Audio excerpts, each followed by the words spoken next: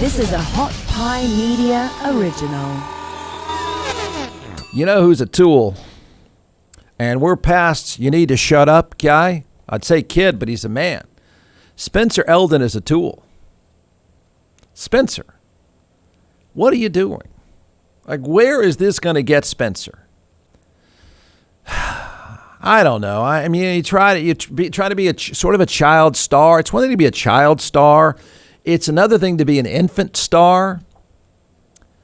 Spencer Eldon, you might now know the name.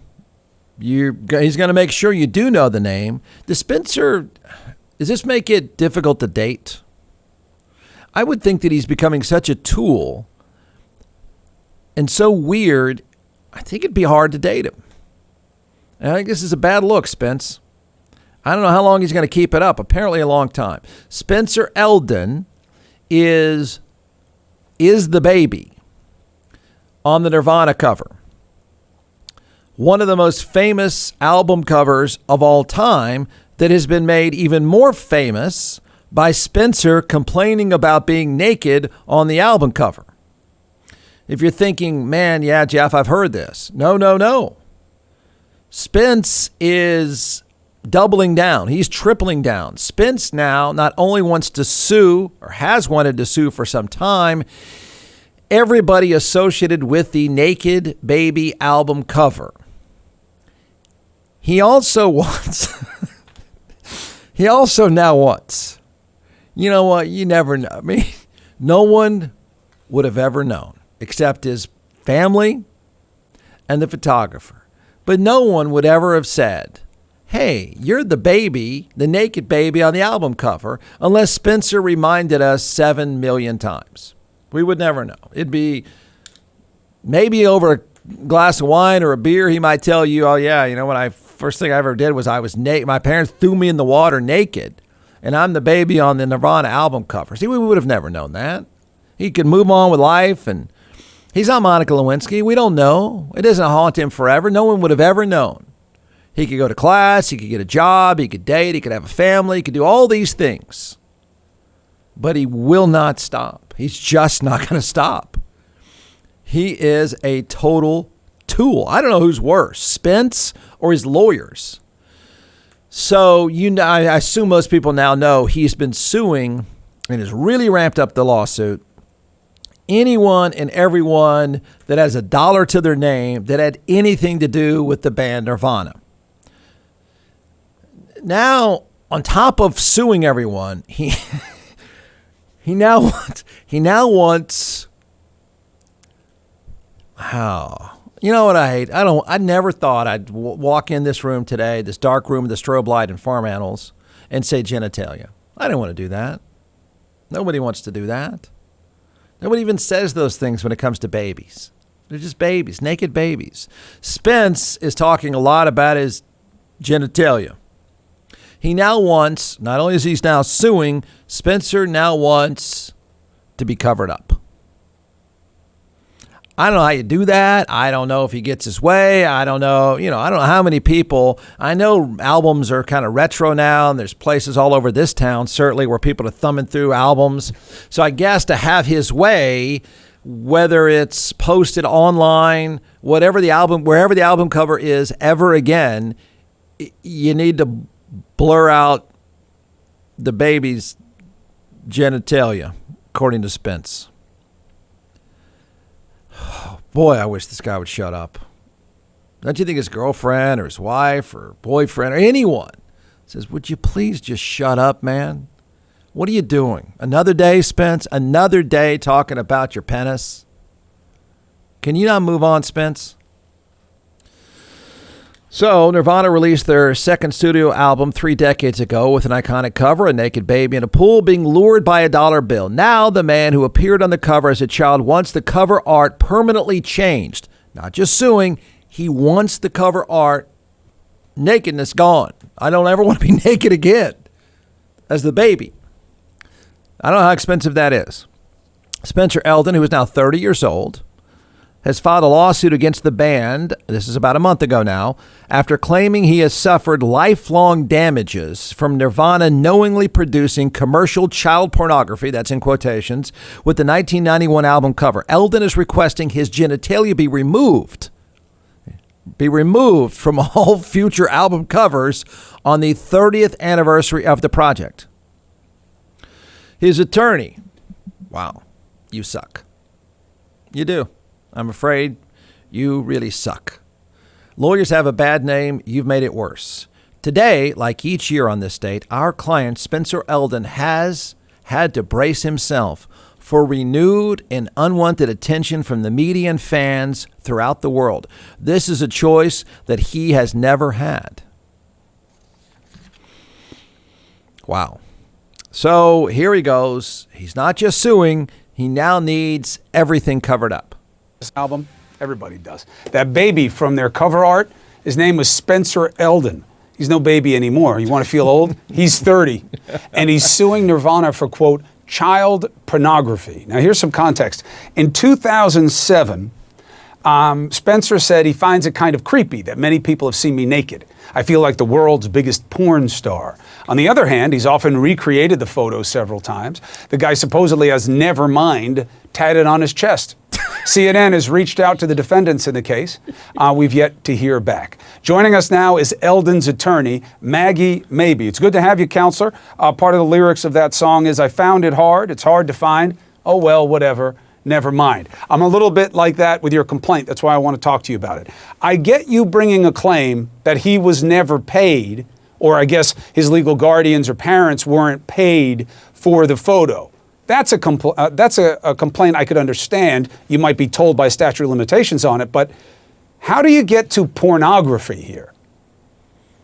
So our firm centralizes our practice in child pornography litigation. And when you look at the case law here, you look at the dosed factors that will help a jury determine whether or not an image constitutes child pornography. One of those factors, which is very clear here in the image, is that the focal point of the image is the minor's genitalia. And here in that image, along with all of the other dosed factors, as we've pled in our complaint, it's a very over-sexualized image, and it does constitute child pornography. More importantly, it was child exploitation in the way that they created it and the way that they continue to distribute the image today. Well, look, again, the second part of that, I could see him having a claim against his parents, right? This was their decision. But that's one issue. Were they compensated? Did they know? Everybody's going to be familiar with that.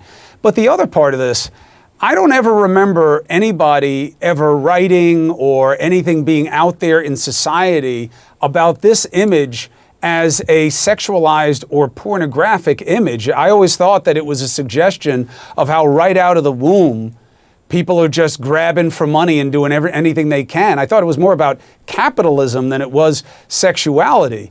Why are you so sure about your position? And why is he bringing it now after all these years of seeming to be okay with it?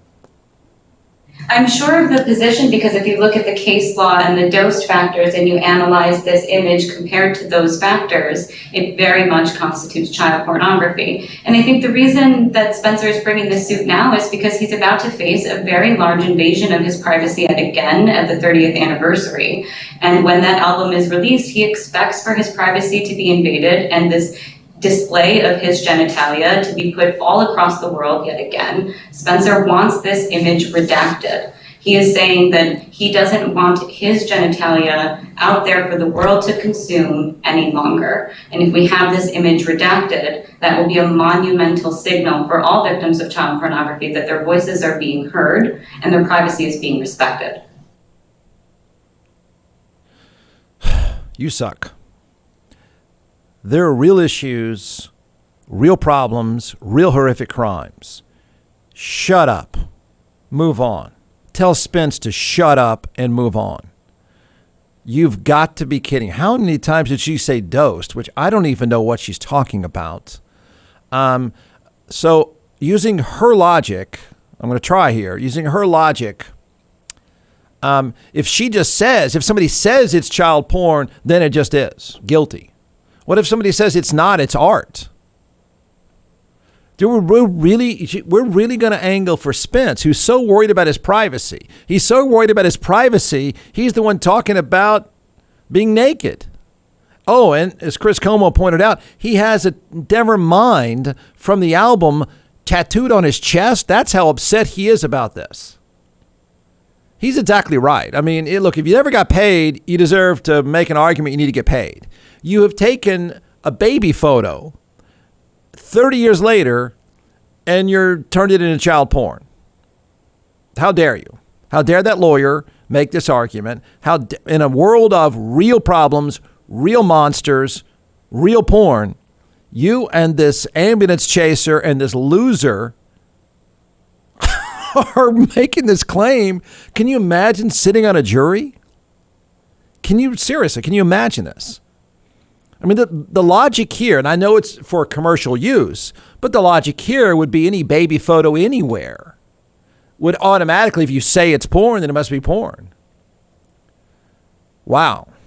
You do know, counselor, that nobody would have known outside of a very small circle. No one would be talking. No one, by the way, is or ever has been talking about that baby being naked. I think Chris Como's right about this. Let's just do what is the reasonable test here?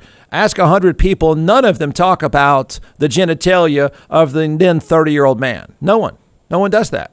You do, counselor. And now they want the image redacted? We don't just want to be paid. And I don't know how much. How much do you want? How much do you want? And we want the image redacted permanently. I read somewhere when the album first came out, and this might be what if this ends up, God help us, in front of a jury and a poor judge. We have real problems, and then we're going to tackle this. But there was a record store, I think, and this is certainly their business, that did not want to have the album. Now, of course, they probably changed their mind when it sold like crazy, but they were against displaying the album cover themselves. That's probably one of the things they're going to use, and I can't remember who it was. Back when you would go to Spencer's at the mall or thumb through albums at Waterloo Records, still do it again. They're going to use that as an example. See, they thought it was too much. This is unreal. This guy won't shut up, will he? Is this it? You don't have a job? You can't. Are you trying to say, had anybody ever known? Let's say there is 28-year-old Spencer goes in for a job interview.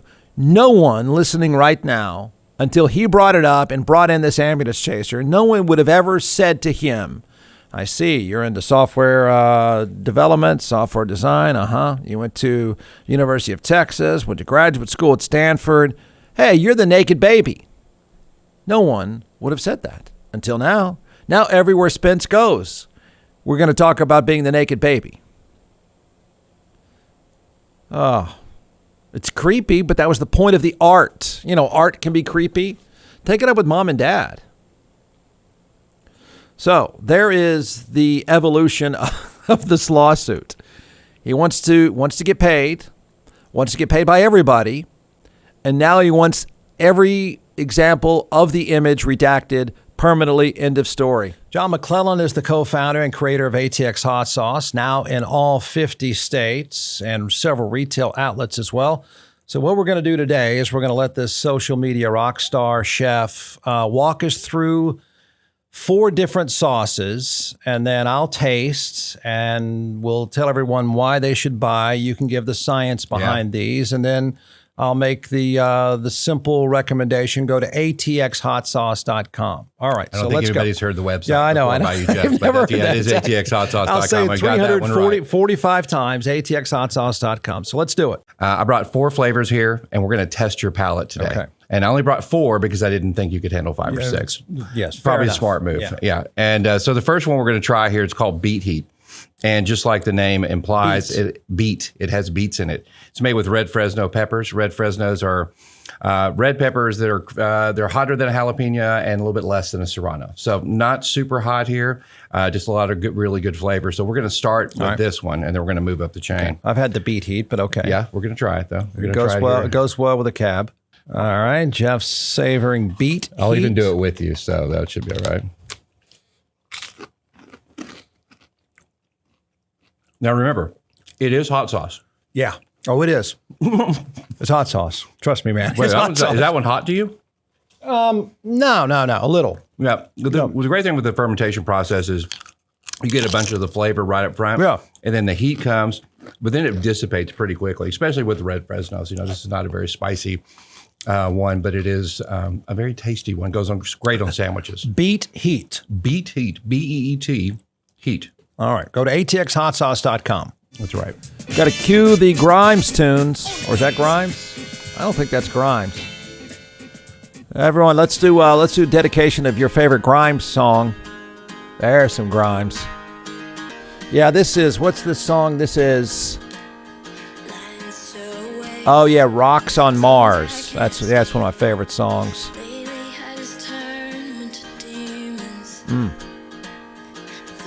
Is this that duet that she did with Willie Nelson?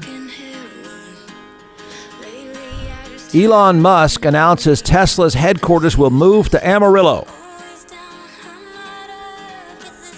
No, sorry. It's 5:47 p.m. This is from KXAN.com. Elon Musk, let me get this. Elon Musk announces Tesla's headquarters will move to Lufkin. Sweet. Get rid of the meth labs. Oh, crap. That's not what it says. Elon Musk announces Tesla's headquarters will move to Odessa. No, Austin. That's a shocker. Great. Another giant technology company coming to Austin. That should drive down the cost of living, the traffic.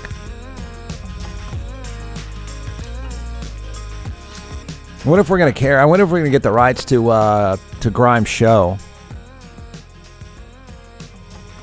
What if we get Grimes' podcast, All Harps All the Time, with Baby Pi R Squared? So here is the announcement.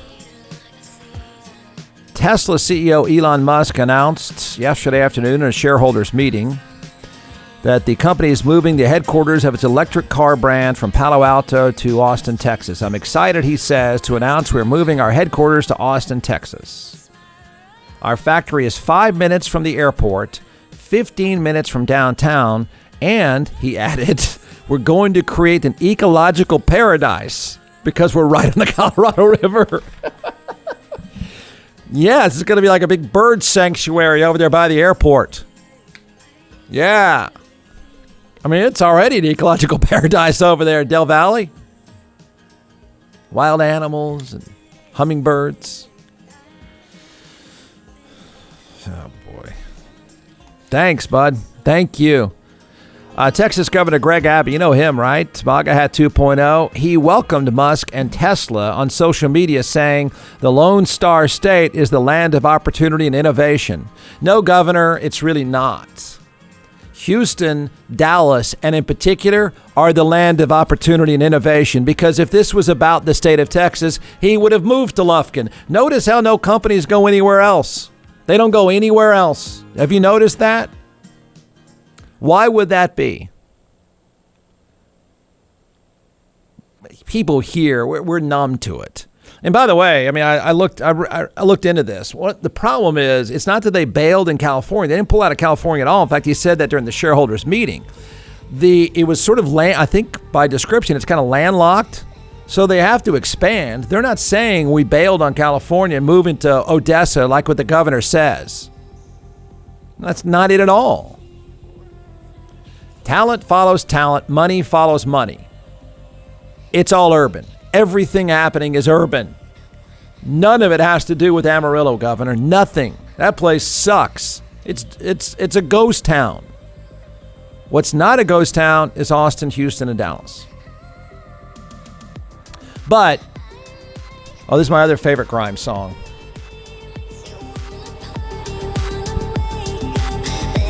Is that her?